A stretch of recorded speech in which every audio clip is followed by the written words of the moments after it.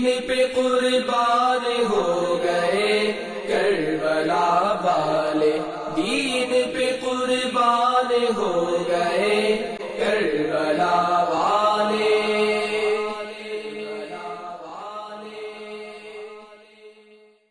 الحمدللہ رب العالمین والصلاة والسلام علی سید المرسلین، اما بعد فاعوذ باللہ من الشیطان الرجیم، بسم اللہ الرحمن الرحیم۔ الصلاة والسلام علیک یا رسول اللہ وعلی آلک واصحابک یا حبیب اللہ، الصلاة والسلام علیک یا نبی اللہ وعلی آلک واصحابک یا نور اللہ۔ بے چین دلوں کے چین، رحمت دارین، تاجدار حرمین، سرور کونین، نانا حسنین صلی اللہ تعالیٰ علیہ وآلہ وسلم کا فرمان رحمت نشان ہے۔ جب جمعرات کا دن آتا ہے، اللہ تعالیٰ فرشتوں کو بھیجتا ہے جن کے پاس چاندی کے کاغذ اور سونے کے قلم ہوتے ہیں۔ وہ لکھتے ہیں کون یوم جمعرات اور شب جمعہ مجھ پر کثرت سے درود پاک پڑھتا ہے، صلو علی الحبیب صلی اللہ تعالی علی محمد وعلی آلہ وصحبہ وبارک وسلم۔ یہ واقعہ کربلا ہے۔ ہم چلے تھے کہ یہ شعبان المعظم میں امام علی مقام، امام عرش مقام، امام حسین رضی اللہ تعالی عنہ نے مدینہ منورہ سے مکہ مکرمہ ہجرت اختیار فرمائی، کیونکہ یزید پلید اپنا دائرہ تنگ کیے چلا جا رہا تھا۔ پھر کوفے والوں نے عرضیوں پر عرضیاں بھیجیں، اور جو اسباب سامنے آئے، جو ایک سچویشن جو ایک بن چکی تھی، امام علی مقام، امام عرش مقام، امام ہمام، امام حسین رضی اللہ تعالی عنہ کے پیش نظر، اگرچہ جید صحابہ کرام اور بہت اکابرین قسم کے جو ہماری شخصیات تھیں، انہوں نے بارہا کوفے والوں کے حوالے سے، ان کی بے وفائیوں کے حوالے سے آپ کی بارگاہ میں عرض و گزارش کی، لیکن اب جو ہونا تھا وہ تو ہونا ہی تھا۔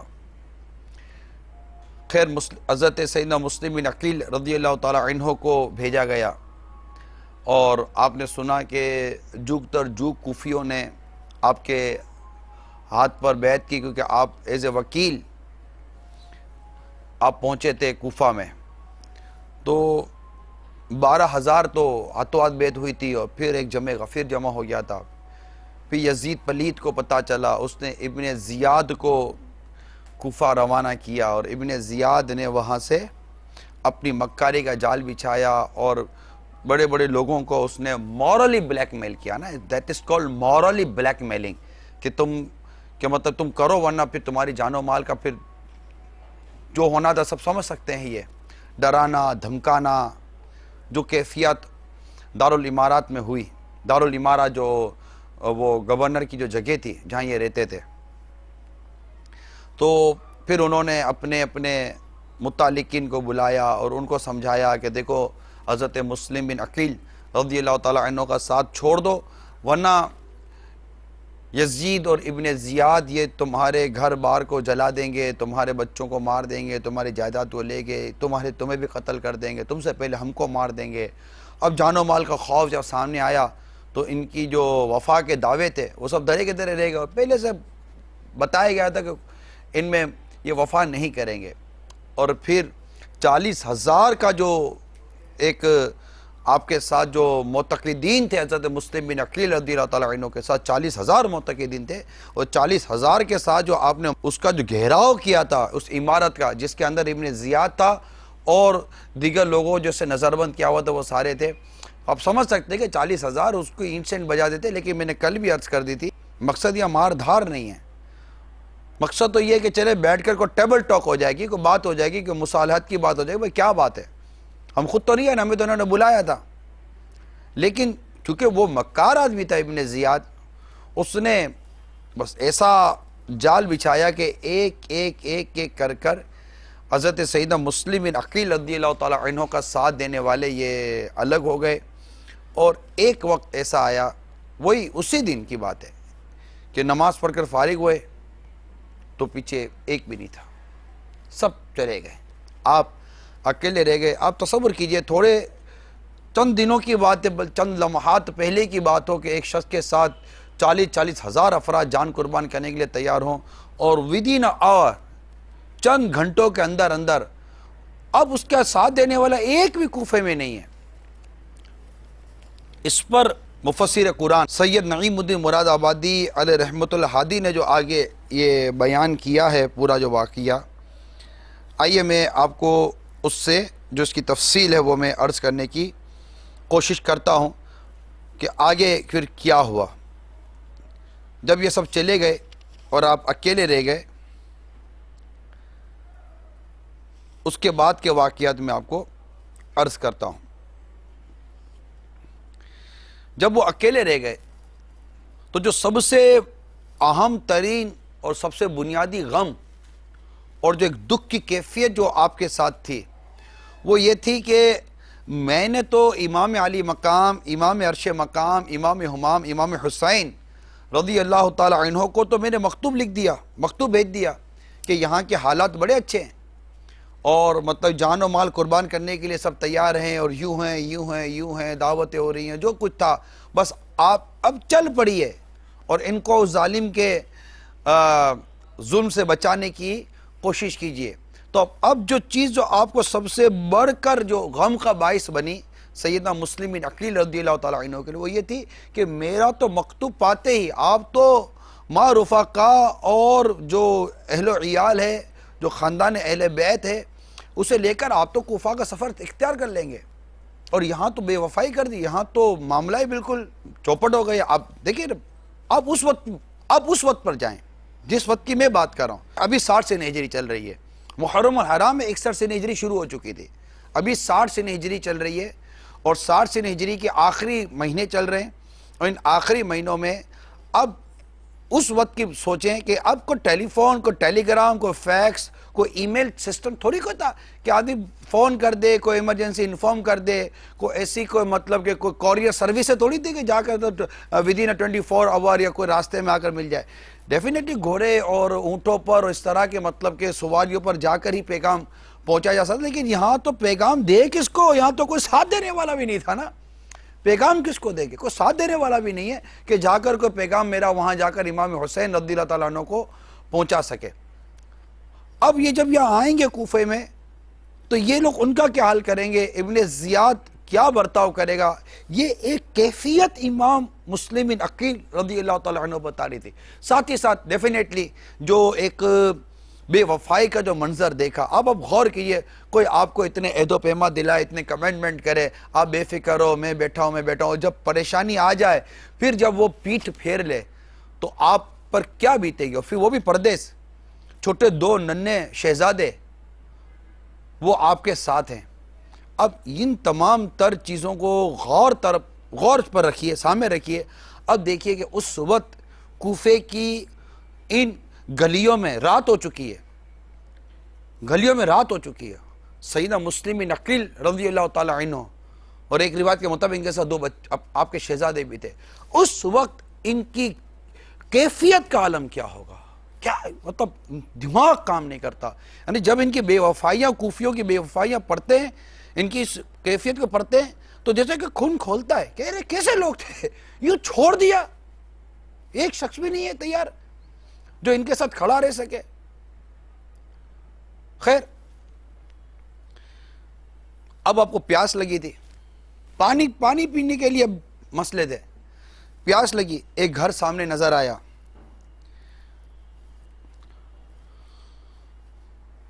وہاں پانی مانگا گیا، وہ اس نے پہچان لیا، اس نے اہل بیت کی محبت میں گھر میں جگہ دی۔ اب اس کا جو بیٹا تھا محمد ابن اشعث اس کا نام تھا، اس کو پتہ چلا کہ سیدنا مسلم بن عقیل رضی اللہ تعالیٰ عنہ نے ہمارے گھر میں پناہ لی ہوئی ہے۔ اس نے کیا کیا، اس نے ابن زیاد کو اطلاع دے دی کہ ہاں تمہارا جو مطلوب ہے، جس کو تم ڈھونڈ رہے ہو، میرے گھر میں ہے۔ اب ابن زیاد نے کیا کیا، اس کا پورا نام عبید اللہ ابن زیاد تھا، اس نے عمر بن حریث جو کوتوال تھا کوفے کا، اور محمد بن اشعث کو ایک جماعت کے ساتھ مسلم بن عقیل رضی اللہ تعالیٰ عنہ کا گھیراؤ کرنے کے لیے اس نے بھیجا کہ ان کو گرفتار کر لیا جائے۔ اب جیسے یہ پہنچا لینے کے لیے، آپ معاملہ بھانپ گئے، آپ نے اپنی تلوار پکڑ لی اور مقابلہ شروع ہو گیا۔ اب یہ شیر خدا کا خون، شیر خدا کا خاندان، یہ بہادروں کا خاندان، یہ ہمت والوں کا، طاقت والوں کا خاندان، یہ جو ٹوٹے اس کے لشکر کے اوپر، جو برسے تو ادھر آگے پیچھے کرنا شروع کر دیا، یہ سب بوکھلا گئے کہ یہ اکیلا فرد ہم پر اس قدر غالب آ گیا۔ اب پھر کو چالاکی، پھر مکاری کہ اگر ہم لڑتے رہے تو یہ تو ہم سب کو مار دیں گے۔ تو پھر یہ ہوا کہ جناب وہ لڑنے سے کیا فائدہ، اور چلیے، اور یوں مطلب گفتگو ہونے لگی۔ آپ بھی بیٹھ گئے۔ جب سلوک کی بات سامنے آئی، کہا کہ آپ ہمارے ساتھ چلیں، ہم وہاں چل کر گفتگو کرتے ہیں۔ آپ نے فرمایا کہ میرا خود بھی مقصد کو جنگ لڑنا تو ہے نہیں۔ جس وقت میرے ساتھ 40,000 کا لشکر تھا، میں چاہتا تو آپ کی اینٹ سے اینٹ بجا دیتا، مگر میرا مقصد چونکہ لڑائی نہیں تھی، اس لیے اگر مصالحت کی بات کرنی ہے اور ٹیبل ٹاک کرنی ہے، کوئی بات کرنی ہے، چلے میں تیار ہوں۔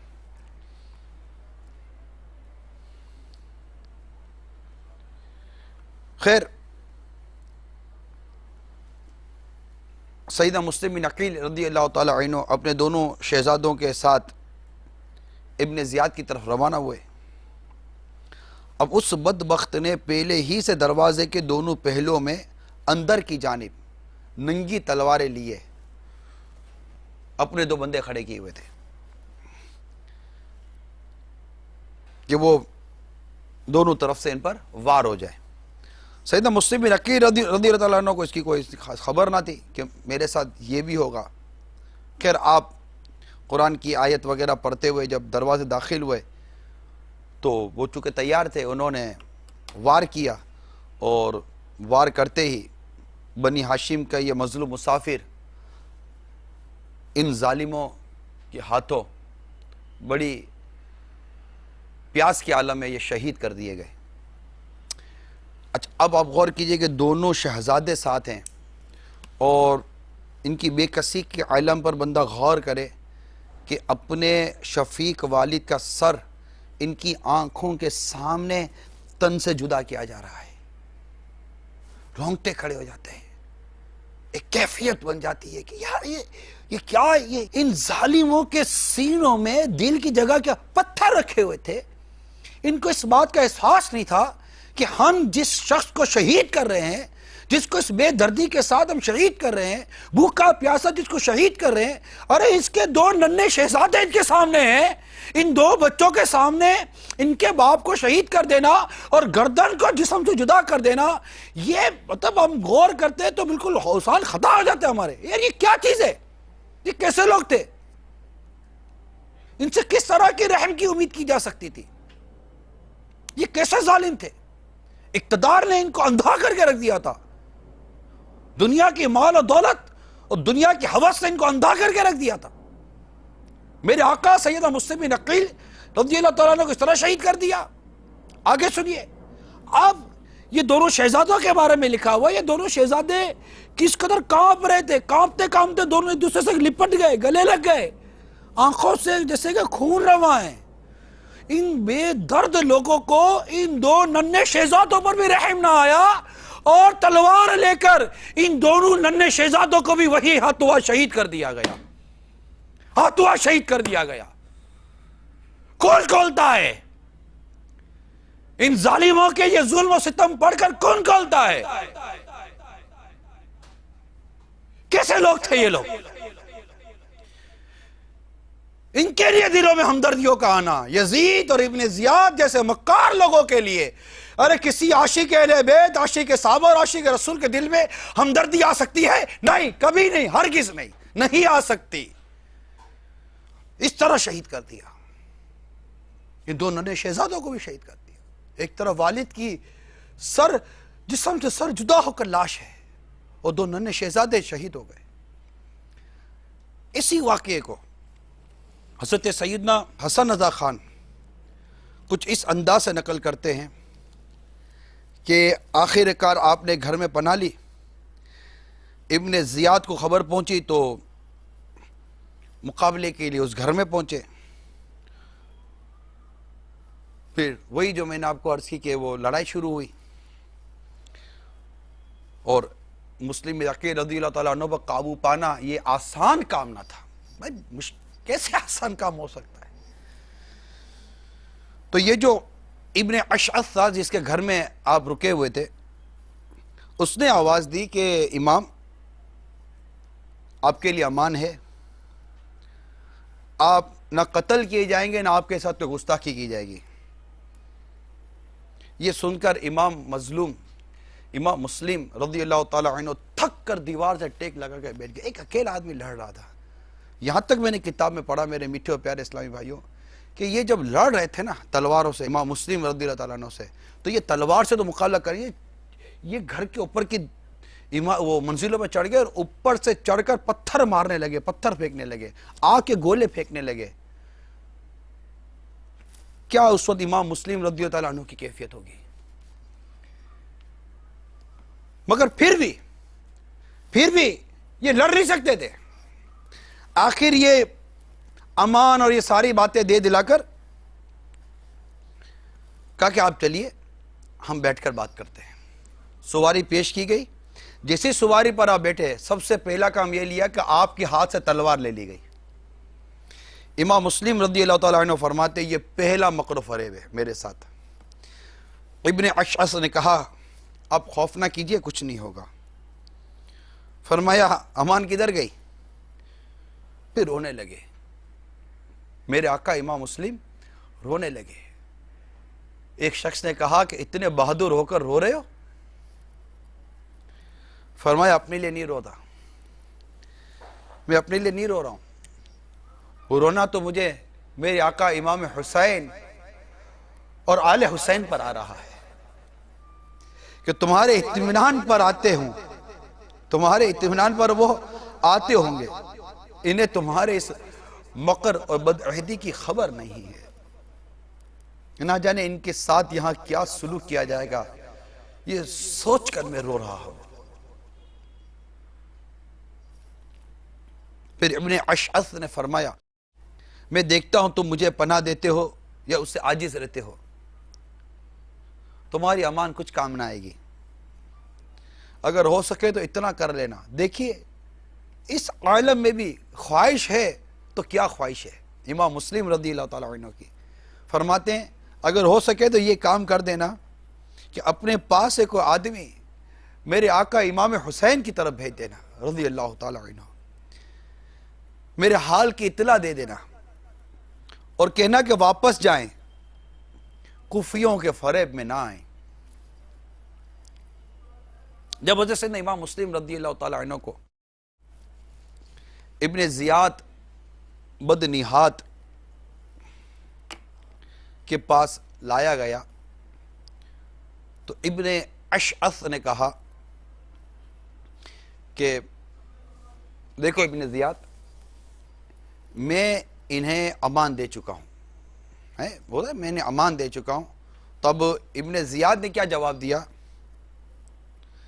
تجھے امان دینے سے کیا تعلق ہے؟ تو نے امان کیوں دی؟ تجھے امان سے کیا تعلق؟ ہم نے تجھے ان کو لانے کے لیے بھیجا تھا، امان دینے کے لیے نہیں بھیجا تھا۔ اب ابن اشعث چپ ہو گیا۔ سیدنا امام مسلم رضی اللہ تعالیٰ عنہ زخموں سے چور چور تھے، سامنے ٹھنڈا پانی نظر آیا، آپ نے خواہش ظاہر کی کہ کوئی پانی پلا دو مجھے، پیاس سے گلا سوکھ رہا ہے نا، لڑے تھے ابھی، پیاس سے گلا سوکھ رہا تھا، ابھی تو لڑے تھے، پتھر پڑے تھے، پانی پلا دو۔ وہاں ایک ابن عمر باہلی شخص کھڑا تھا، بدبخت بولا دیکھو کیسا ٹھنڈا ہے یہ، دیکھو کیسا ٹھنڈا ہے یہ، تم کو اس میں سے ایک بوند تک نہ ملے گی، یہاں تک کہ معاذ اللہ جہنم کا گرم پانی پیو گے۔ اللہ بہان والا حفیظ۔ امام مسلم نے اس کی یہ بات سن کر ارشاد فرمایا، سنگ دل اور درشت خو آب حمیم اور نار جحیم کا تو لگتا ہے کہ تو مستحق نہ ہو جائے۔ پھر عمارہ بن عقبہ کو ترس آیا، وہاں ایک اور شخص کھڑا تھا، ٹھنڈا پانی لا کر پیش کیا۔ امام مسلم رضی اللہ تعالی عنہ نے جب اس کو پینا چاہا تو پیالہ خون سے بھر گیا، دوبارہ پانی ملا، دوبارہ پینا چاہا، پانی کا پیالہ خون سے بھر گیا، پھر پینا چاہا، پھر پانی کا پیالہ خون سے بھر گیا۔ یہ کہتے ہوئے پانی ایک طرف رکھ دیا کہ لگتا ہے اللہ کو منظور نہیں کہ میں پیاس بجھانے میں کامیاب ہو جاؤں۔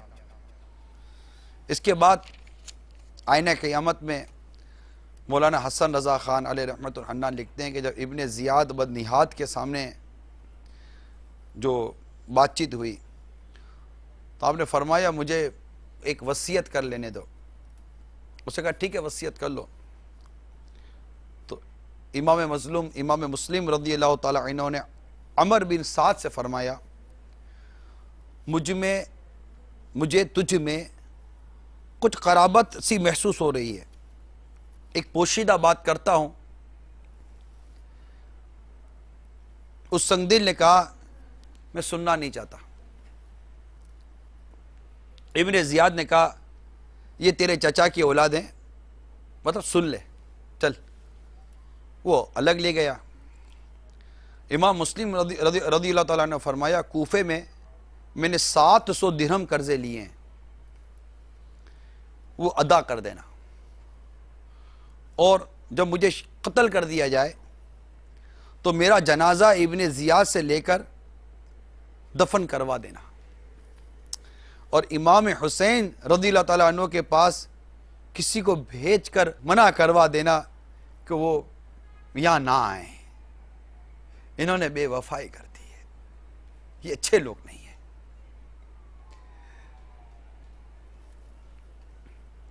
ابن سعد نے ابن زیاد سے سب باتیں بیان کر دی۔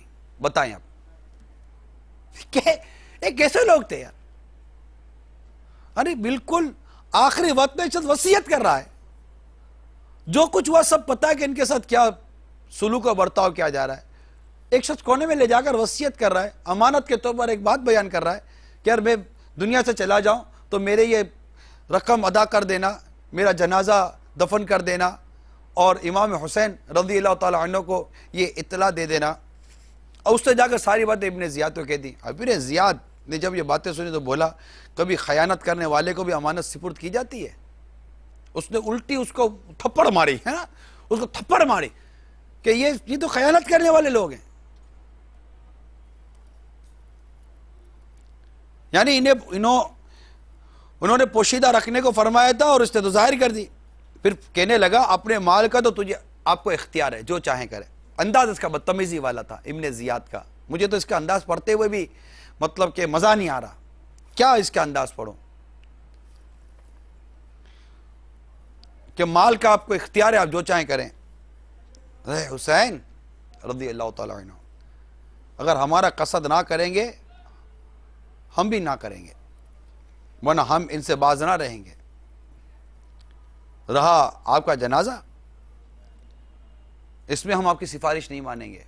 انداز بدتمیزی والا تھا لیکن اب مجھ سے رہا نہیں جا رہا، کیا کروں میں؟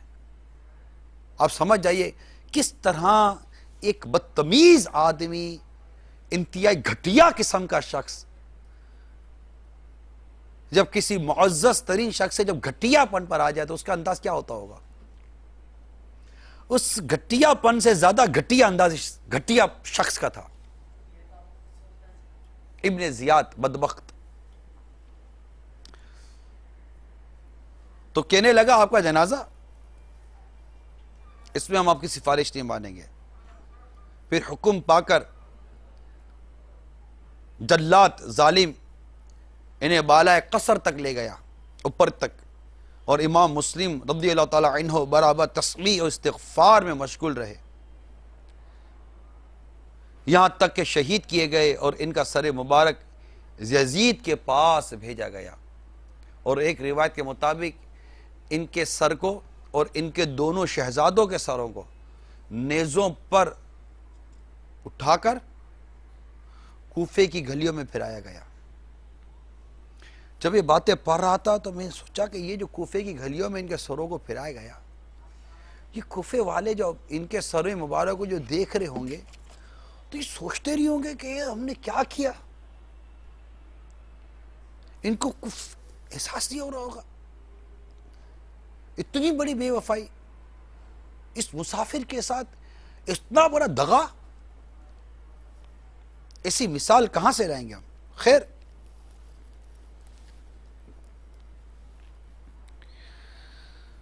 بے حیائی کے ساتھ کوفیوں نے آخر کار اپنی سنگ دلی اور مہمان کشی کا عملی طور پر گویا کہ یہ اعلان کر دیا جو ان کے سامنے یہ معاملہ ہوا۔ اچھا، اب یہ واقعہ 3 ذی الحجہ 60 سنہ ہجری کا ہے۔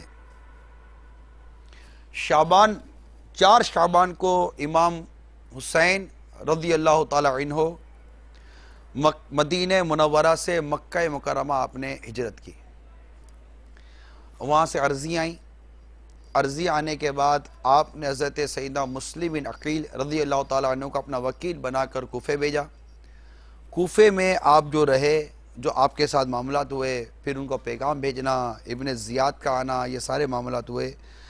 اب 3 ذی الحجہ آ گئی۔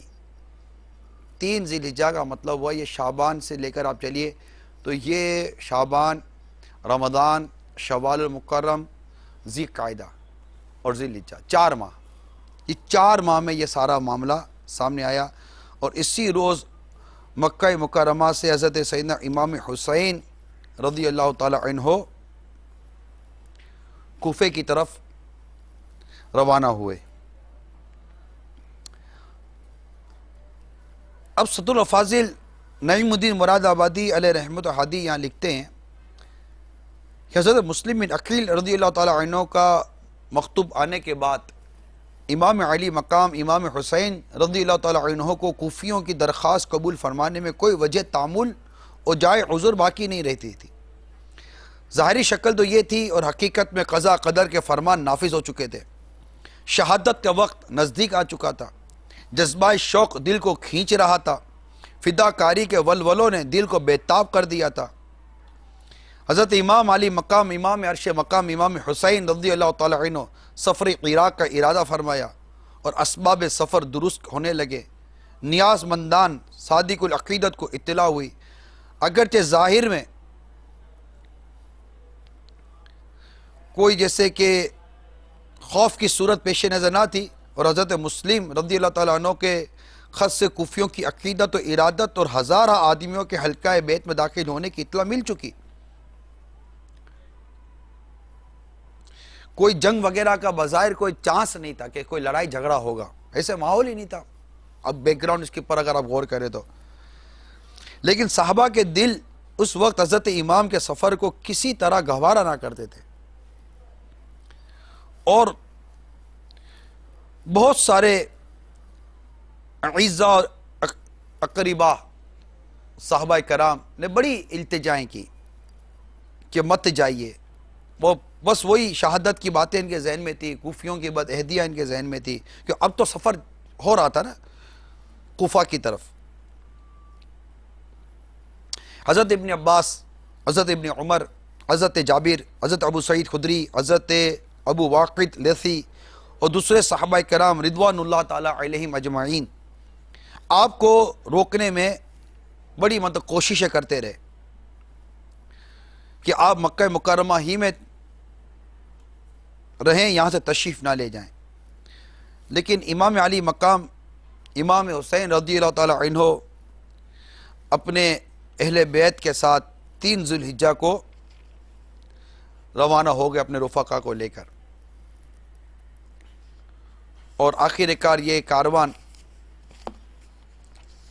مکہ مکرمہ سے سوئے کوفہ روانہ ہونے لگا۔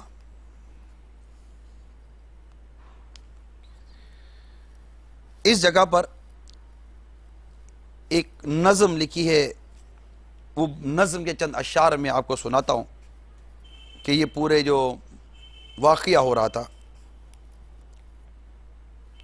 سب نے عرض کی کہ شہزادہ حیدر مت جا. سب نے عرض کی کہ شہزادہ حیدر مت جا. اے حسین ابن علی سبط پیمبر مت جا. صدمے وہاں پہنچے علی اور حسن کو کیا کیا. صدمے وہاں پہنچے علی اور حسن کو کیا کیا. جانا کوفہ کا تو ہرگز نہیں بہتر مت جا. جانا کوفہ کا تو ہرگز نہیں بہتر مت جا. حق نما آئینہ ہے رخ تیرا. اے میرے امام، حق نما آئینہ ہے رخ تیرا، اندھے ہیں وہی. حق نما آئینہ ہے رخ تیرا، اندھے ہیں وہی. لے کے اندھوں میں یہ آئینہ سکندر مت جا. لے کے اندھوں میں یہ آئینہ سکندر مت جا. سنگ بارہ سے بچا جام بلوری اپنا. اے میرے آقا، سنگ بارہ سے بچا جام بلوری اپنا. ایسے لوگوں میں جو پتھر سے ہیں بدتر مت جا. ایسے لوگوں میں جو پتھر سے ہیں بدتر مت جا. گل شاداب نبی اپنے چمن سے نہ نکل. گل شاداب نبی اپنے چمن سے نہ نکل. نازنین پھول ہے تو کانٹوں کے اندر مت جا. نازنین پھول ہے تو کانٹوں کے اندر مت جا. چلتے ہیں سرسرے آفت کے مظلم جھونکے. چلتے ہیں سرسرے آفات کے مظلم جھونکے. شمع رو قلعہ فانوس سے باہر مت جا. شمع رو قلعہ فانوس سے باہر مت جا. بوسعید ابن عمر جابر ابن عباس. بوسعید ابن عمر جابر ابن عباس تا یہی کلمہ سب اصحاب کے لب پر مت جا. تا یہی کلمہ سب اصحاب کے لب پر مت جا. بے دل اس شاہ کو مقتل میں قضا لے ہی گئی. بے دل اس شاہ کو مقتل میں قضا لے ہی گئی. کہتے سب رہ گئے اے دی کے سرور مت جا. کہتے سب رہ گئے اے دی کے سرور مت جا. سب نے عرض کی کہ شہزادہ حیدر مت جا. سب نے عرض کی. سب نے عرض کی میرے آقا مت جائیے. شہادت بچپن ہی سے آپ کی شہادت کی اطلاع سن رہے ہیں. امام حسن مجتبی رضی اللہ تعالیٰ عنہ ویسے ہی چھوڑ کر سب کو چلے گئے تھے. ان کو زہر دے دیا گیا تھا. اب یہ چہرہ مبارک دیکھ دیکھ کر ان کے قلبوں کو کتنا سکون ملتا ہوگا. ان کی آنکھوں کو کتنی ٹھنڈک ملتی ہوگی. ان کی روح کو کس قدر تازگی نصیب ہوتی ہوگی. اور آج یہ اپنا پورا کاروان لے کر، با پردہ خواتین کو لے کر، اپنی بچیوں کو لے کر، اپنے بچوں کو لے کر، 6 ماہ کے علی اصغر کو لے کر، نوجوان علی اکبر کو لے کر، عابد بیمار امام زین العابدین رضی اللہ تعالی عنہ کو لے کر، امام قاسم کو لے کر رضی اللہ تعالی عنہما، اور دیگر رفقا، دوست، خاندان کے افراد، سب کو لے کر چل دیے. جو اس وقت عاشقان صحابہ اور اہل بیت پر، جو اصحاب پر جو اس وقت کیفیت طاری ہوگی، یقیناً اس کو ہر عاشق رسول، عاشق صحابہ اور اہل بیت اس کو محسوس کر سکتا ہے. لیکن ہمارے بزرگ پہلی کتابوں میں لکھ چکے، ہونا تو وہی تھا جو مقدر میں تھا۔ سب نے سمجھایا لیکن سمجھ میں مطلب وہ کوئی پوزیشن نہیں تھی کہ اتنے سارے مکتوب آنے کے بعد پھر حضرت مسلم بن عقیل رضی اللہ تعالیٰ عنہ کے مکتوب میں آ جانے کے بعد یزید کے ظلم و ستم جو سامنے نظر آ رہے تھے، ان کی امید و توقعات جو سامنے نظر آ رہی تھی، ان سب کیفیات کے بعد اب یہ جیسے کہتے ہیں نا پاسبلٹی نہیں تھی۔ مقام امام حسین رضی اللہ تعالیٰ عنہ کا یہ مطلب کہ ایک مظاہرہ ہوا کہ بس انہوں نے جانا ہے، اور یہ اپنا کاروان اپنا قافلہ لے کر سوئے کوفہ رواں ہوئے۔ 3 ذوالحجہ 60 سنہ ہجری کو یہ کاروان سفر پر روانہ ہوا۔ آگے کیا ہوا اس کی تفصیل انشاءاللہ تبارک و تعالی آئندہ بیان میں، اور مجھے یزید پلید کے متعلق بھی بیان کرنا، اور ساتھ ہی ساتھ انشاءاللہ حضرت سیدنا حسن مجتبی رضی اللہ تعالی عنہ ان کی سیرت پر بھی انشاءاللہ تبارک و تعالی چند مدنی پھول عرض کرنے کی نیت ہے۔ اللہ تبارک و تعالی ہم سب کو اس پورے واقعے میں موجود جو سبق کے سیکھنے کے مدنی پھول ہیں اس پر عمل کرنے کی توفیق عطا فرمائے۔ صلو علی الحبیب صلی اللہ تعالی علیہ وسلم۔ دین پہ قربان ہو گئے کربلا والے،